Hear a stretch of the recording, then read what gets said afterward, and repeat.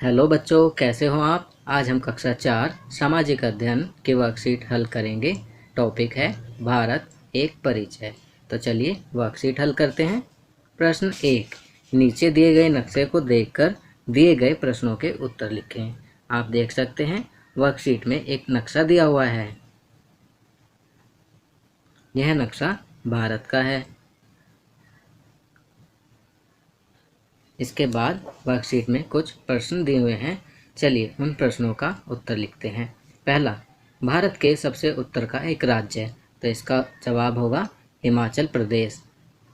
दूसरा, भारत के मध्य में स्थित राज्य है, तो भारत के मध्य में मध्य प्रदेश स्थित है, तो इसका उत्तर हुआ मध्य प्रदेश। तीसरा, भारत के दक्षिण में स्थित दो राज्य हैं, तो पहला होगा केरल और दूसरा तमिलनाडु।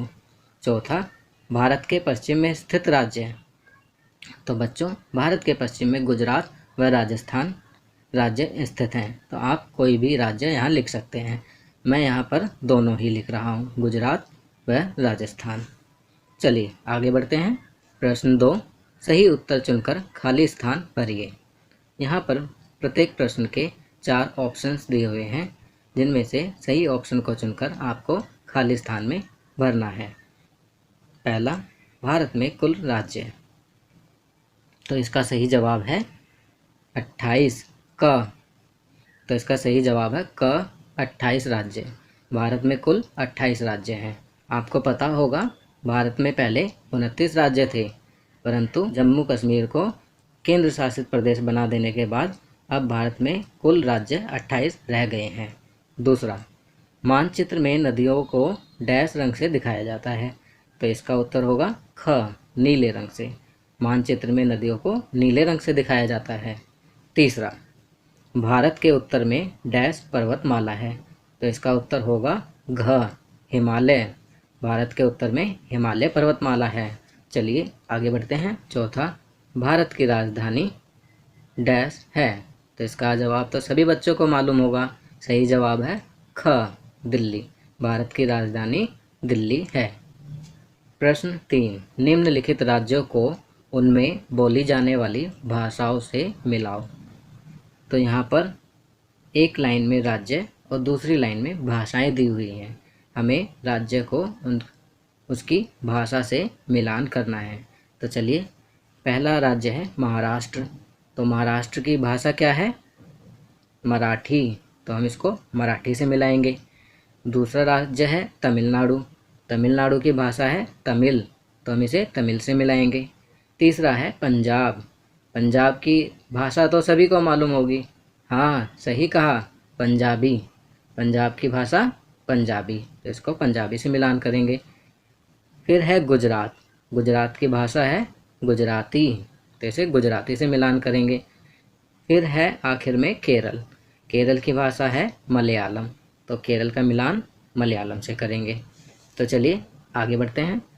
प्रश्न 4, अपने परिवार के सदस्यों से चर्चा करो और निम्नलिखित प्रश्नों के उत्तर लिखो। पहला, आपके गांव का क्या नाम है?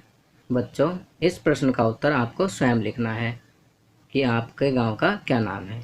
उदाहरण के तौर पर जैसे मेरे गांव का नाम समालखा है। दूसरा, वह कौन से राज्य में स्थित है?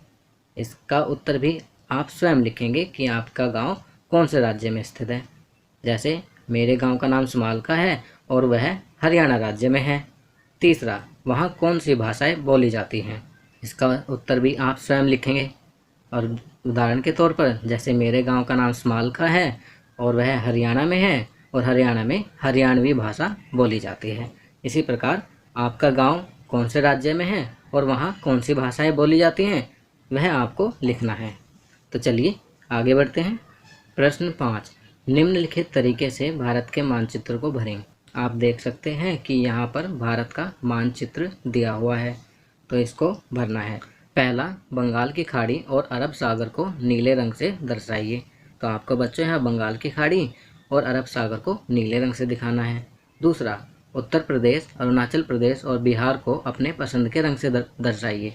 तो आपको मानचित्र में उत्तर प्रदेश, अरुणाचल प्रदेश और बिहार को अपने पसंद के रंग से दर्शाना है। तीसरा, हिमालय पर्वतमाला को पीले रंग से दर्शाइए। तो आपको यह भी दिखाना है कि हिमालय पर्वतमाला कहाँ पर है, उसको आपको पीले रंग से दर्शाना है। तो बच्चों यह काम आपको स्वयं करना है।